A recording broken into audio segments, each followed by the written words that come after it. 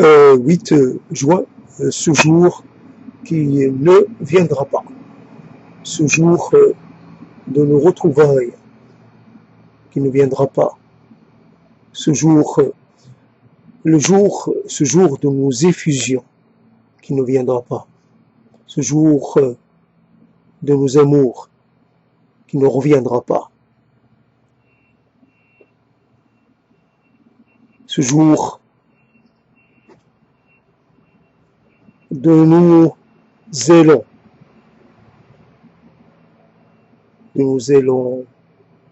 passionnés qui ne reviendra pas, ce jour qui ne reviendra pas, ce jour qui ne reviendra pas. Ce pas que tu ne feras pas, que tu ne referas plus. Ce mot que tu n'écriras plus. Cet élan du cœur que tu ne ressentiras plus.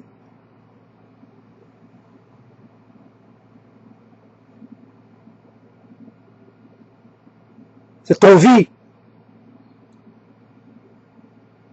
d'être avec moi que tu ne ressentiras plus. Ce jour qui ne reviendra pas.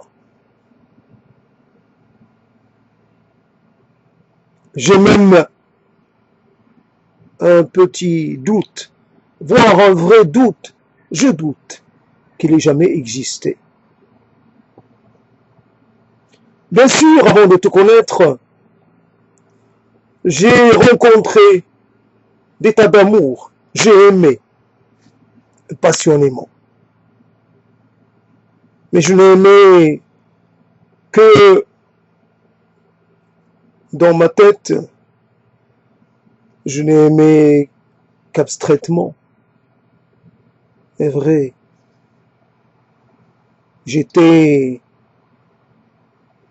J'expérimentais l'amour, j'ai expérimenté la passion. J'ai essayé d'en goûter toute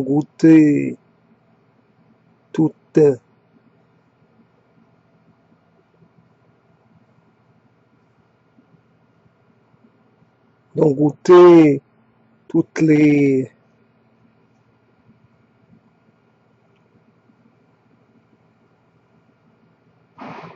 d'en ressentir tous les effets, d'en goûter toutes les n'arrive pas à me concentrer, d'en goûter toutes les non pas les effluves, mais toutes les je sais pas, toutes les senteurs, j'arrive pas. C'est ce jour qui ne reviendra pas. J'ai du mal à m'installer dans cette impro. Ce jour qui ne reviendra pas, au malheur, au terrible malheur, au désastre, au désespoir, aux faillites, aux catastrophes. Allez, baisse d'un ton. Ce n'est point une tragédie, c'est que du ballon, d'un tragicomique. Qu'est-ce que tu crois? Qu'est-ce que tu es en train de raconter? Tu veux me faire croire, te faire croire que réellement tu vas attendre le retour de ce jour-là? Mais longtemps que tu l'as invité, que tu l'as oublié, que tu souhaites pas réellement le retour de ce jour, ni de ce sentiment, ni de ce que tu appelles passion. C'est quoi la passion? C'est quoi ta passion? C'est quoi la passion de l'autre pour ta passion? C'est quoi ces histoires?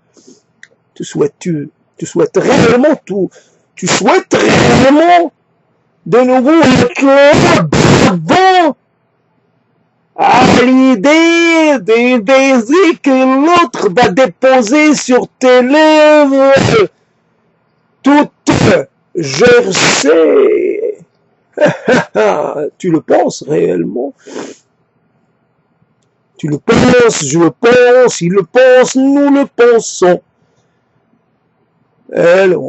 Tu ne le penses pas sérieusement. Tu n'attends pas ce jour-là. L'amour. Il n'y a qu'un amour.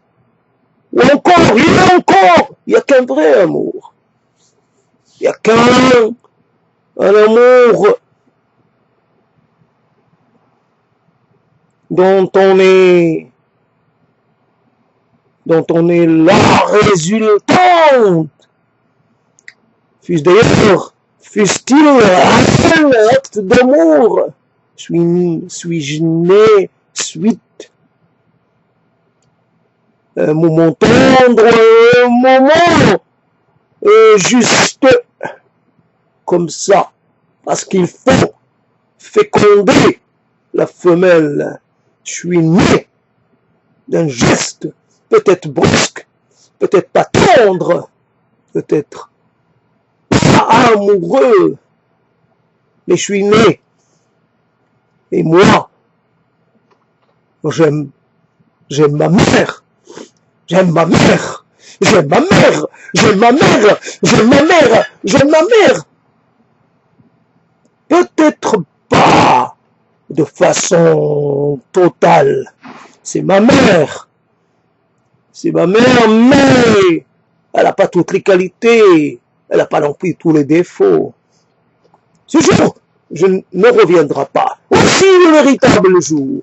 Le jour où je pourrai dire à ma mère combien je l'aime, où je pourrai lui redire, ou lui montrer, pour de vrai, concrètement. D'ailleurs, comment dit-on cela à sa mère? Comment lui prouver? Comment? Dites-moi, comment? Peut-être. Je dis, donnez mon cœur à ma mère. Tiens, j'aurais pris le corps de ma mère et lui aurais donné le mien pour qu'elle puisse vivre encore. J'aurais donné mes poumons à ma mère. En cas de besoin. D'ailleurs, génétiquement, on est proche. Donc, pas de problème, pas de gros problème de rejet. J'aurais pu donner mon foie à ma mère. Oui, mon foie. Évidemment, moi, j'appartiens à ma mère. Et mes organes sont sorte de réserve. Donc d'organes pour ma mère, mais je n'ai point fait cela. Et ce moment-là, ce moment du choix, c'est vrai, je ne porte pas de carte. Disons que je suis donneur exclusif. Mes organes devront aller à ma mère. Et non, cela ne se fera pas. Cela n'arrivera pas. Ce jour ne reviendra pas. Voici la véritable passion. La véritable déclaration, et non point. Mais je te déclare ma passion. Mais je sais que ce n'est qu'une manière de faire. J'essaie de faire comme les autres. J'essaie de jouer un rôle. Mais ces rôles-là m'ont fatigué. Mais avec ma mère, je ne joue pas de rôle. Je ne fais pas semblant. J'ai pas besoin d'ailleurs. Tout en moi parle. Tout en moi exprime cette relation. Je suis ma mère et ma mère est un peu moi. Voici, ce jour ne reviendra pas.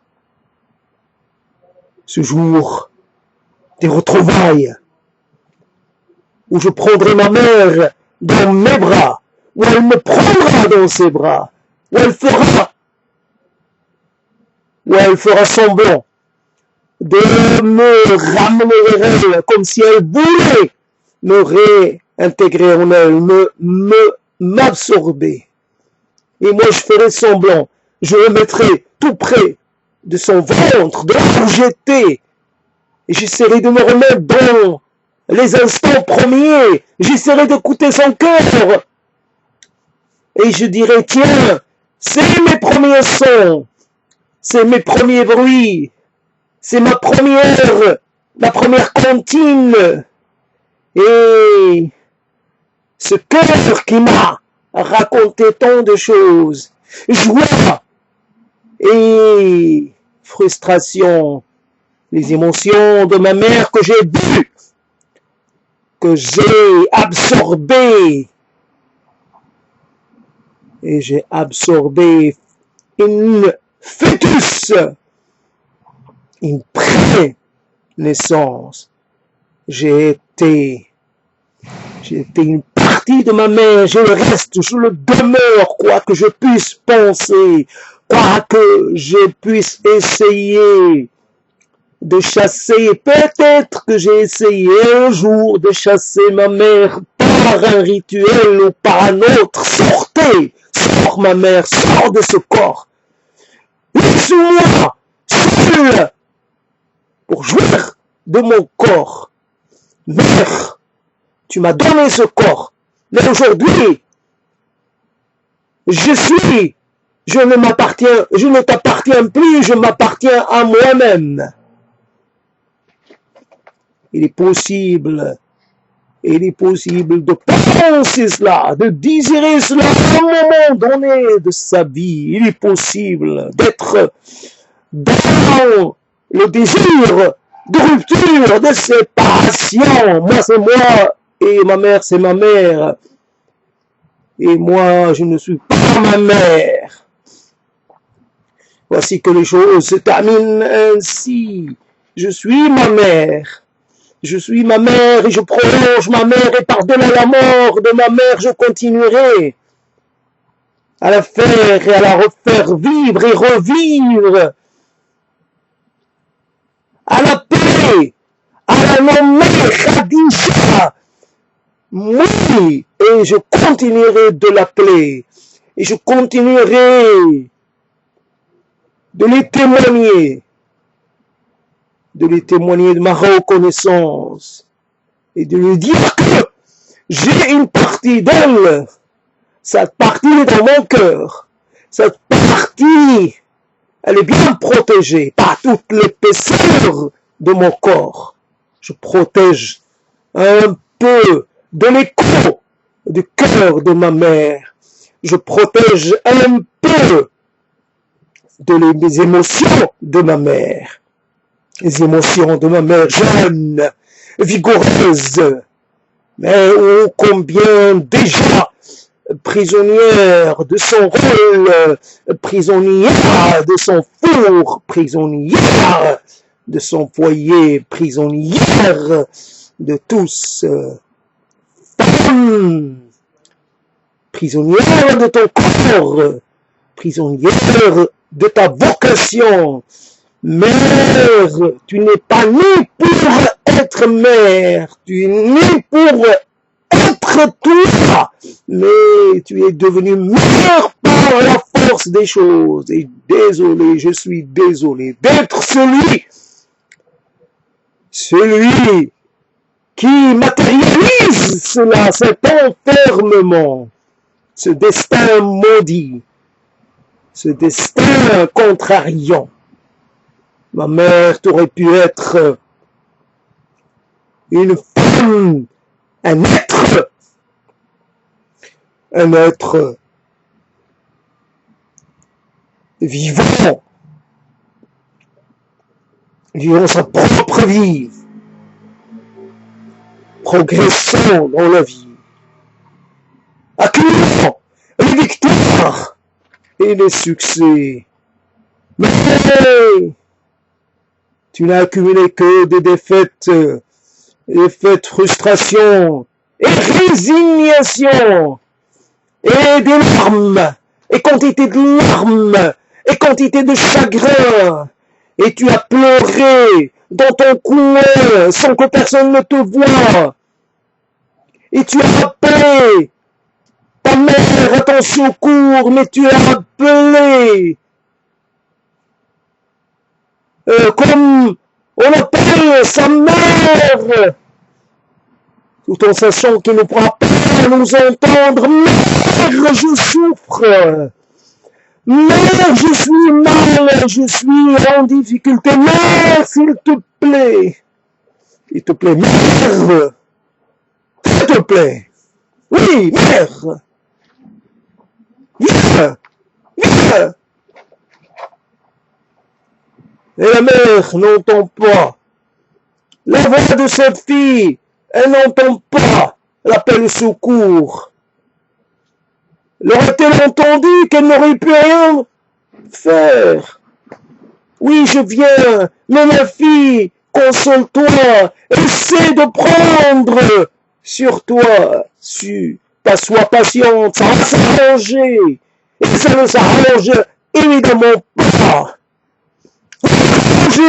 Non, ça s'arrange pas. Ça va s'arranger. Ça va s'arranger. Ça va s'arranger. Ça va s'arranger. Non, ça va pas s'arranger. Ça va pas s'arranger. Ça ne s'est pas arrangé, évidemment. Comme de bien entendu, ça ne s'est jamais arrangé. Ce jour-là ne reviendra pas. Le jour où j'ai pris de main de ma mère un petit foie de volaille, tout frémissant, une offrande, un témoignage d'amour, le foie tout frais, à peine cuit, à peine revenu dans l'huile, le foie pour moi, la plus belle et la plus douce des chairs. Ce foie de volaille constellé de morceaux d'oignon et de persil. Et vous avez là une chose qui n'a pas son pareil, tout l'or du monde, toute la puissance du monde pour ce petit morceau, pour ce foie-là. Moi, ma mère. Et je prends le foie et je le mange. Et je ne partage pas, c'est mon drame. Et je ne partage pas avec ma mère. Lui en donne pas un petit bout. Peut-être que j'en aurais partagé avec le chat, mais pas avec ma mère. Voici mon drame dont je me rends compte maintenant, seulement maintenant, à la fin de la fin de la fin. Oui, ma mère prend ce rêve et me donne. Il aurait pu se le garder, ce foie de volaille. Il aurait pu. C'est vrai qu'elle en avait besoin, peut-être plus que moi. Mais moi, ma mère, pour mon malheur, ma mère m'aimait trop. Et pour mon malheur ou pour mon bonheur, qui sait, je n'ose point qualifier ça de malheur. Je n'ose pas. Je sens que là, je pourrais commettre un impair fatal. Non, ma mère, tu n'as jamais souhaité mon malheur, tu n'as jamais contribué à mon mal-être, ni de près ni de loin. Tu es... Alors, ce jour-là ne reviendra pas. Ce jour-là ne reviendra pas. Nous n'irons pas ensemble contempler la mer, l'océan. Nous n'irons pas. Nous n'irons pas accompagner le soleil vers son couchant. Nous n'irons pas manger des poissons juste cuits au feu de bois, des poissons braisés. Nous n'irons pas manger des figues, les figues du soleil, les figues du mois de juillet, les figues du mois d'août et les figues du mois de septembre, toutes gorgées de miel, ce miel que tu iras goûter au paradis, je te le souhaite, ma mère. J'aimerais que le paradis existe, juste pour que tu y sois, pour que tu y demeures, et pour que tu y sois accueillie, ma mère.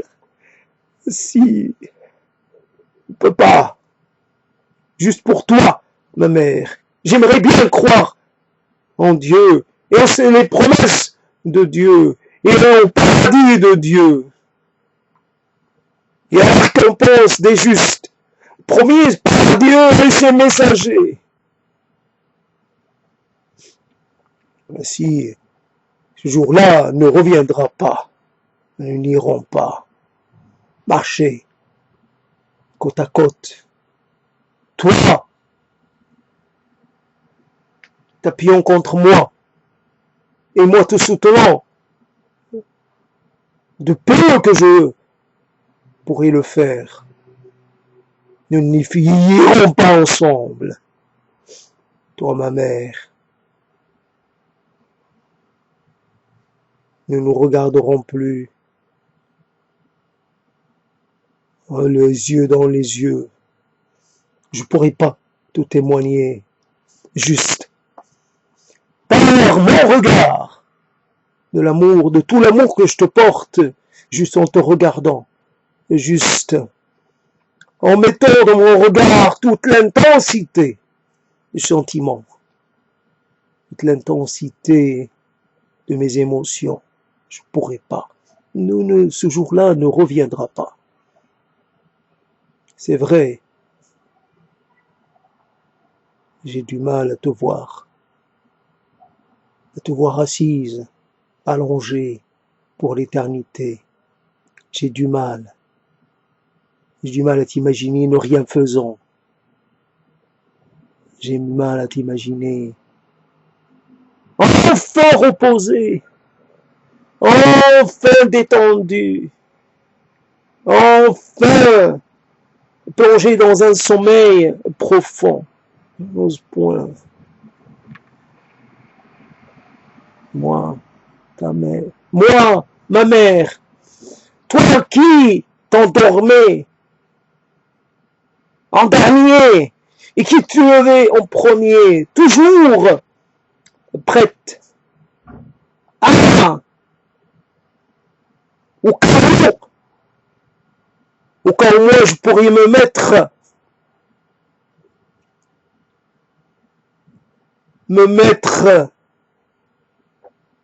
à ne pas, à désirer quelque chose.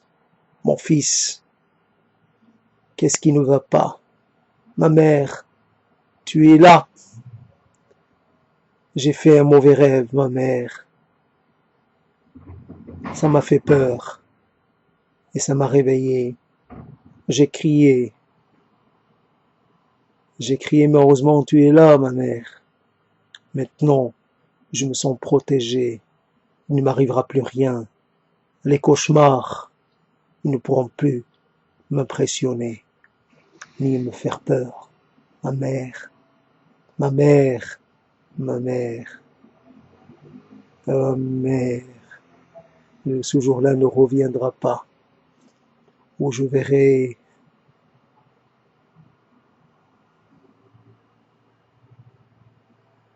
où je te verrai au soleil, resplendissante comme un ange.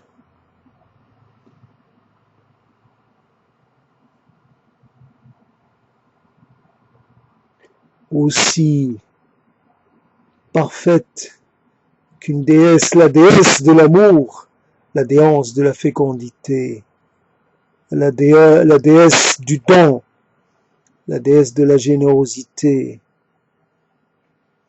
la déesse bienveillante, la déesse du monde, la déesse des mondes, la déesse des univers, la première et la dernière déesse, la mère la mère protectrice, la mère éternelle, la mère de tous les instants, la mère d'ici et de tout à l'heure. Partout présente, j'aimerais m'incliner devant toi, m'incliner, évidemment. Ce jour-là ne reviendra pas. Je sens que le souffle s'est un peu retombé. Voilà donc un exemple de ce que permet la prise en charge immédiate d'une chose. Alors évidemment, l'accumulation de tout un tas de choses. Alors, il y a la geste verbal d'un certain nombre de gens. Voilà, il y a des gens avec lesquels je suis en conflit et d'autres, simplement, ils sont là. Et donc, j'ai dans les oreilles l'écho de leur geste verbal. Et je m'approprie ça et je transpose ça, évidemment, à mon dire à moi. Donc, je ne suis pas dans quelque chose de totalement personnel ou propre. Je ne fais que participer au mouvement global et voilà. Je m'inscris dans une tradition. En tout cas, là, pour ce qui est du développement de la chose, évidemment, c'est pas nécessaire de commenter, de faire la pré-improvisation, mais en tout cas, voilà donc comment ça commence. Ça commence laborieusement. J'avais envie juste d'essayer de tirer quelques coups de feu, comment dire, d'exécuter des fausses, j'allais dire, des fausses idoles. Voilà, les gens que j'ai adorés, j'avais envie d'une façon de les remettre à leur place, de les, comment dire, de les déceler du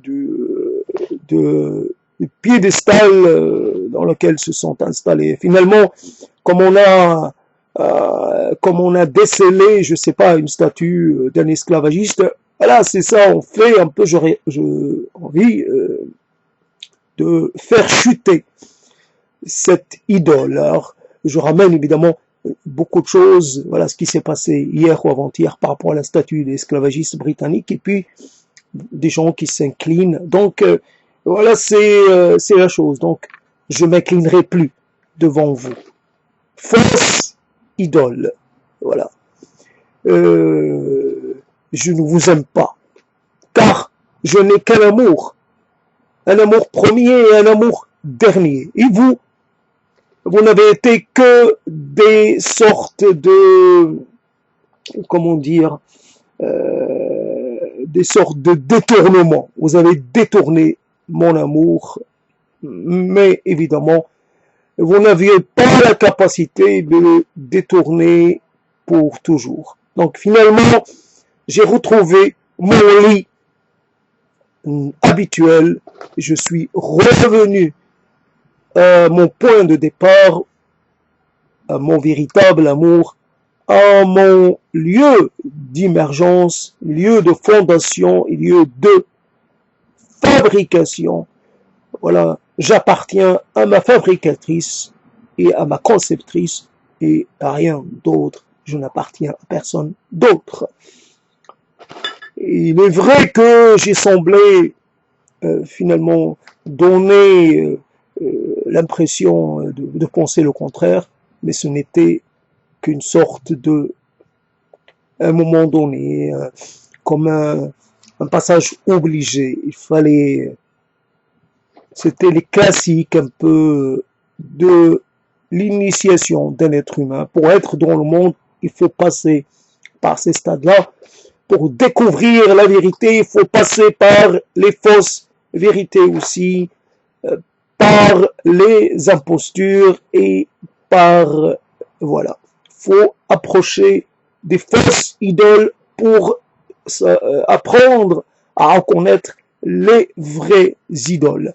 Donc voilà, je finis. Donc j'ai été largement payé pour ma prise de risque qui a été immédiate, c'est-à-dire je n'ai pas, ce jour-là ne reviendra pas, je n'ai pas attendu, j'ai juste le temps de mettre la caméra en marche et donc je l'ai traité dans les médias et ça a donné ce que ça a donné, et voilà, et je suis assez, comment dire, c'est pas une question de fierté là, c'est réellement, et hier j'avais envie de parler de ma mère, j'en ai pas parlé, donc ça a servi finalement à répondre à un double besoin.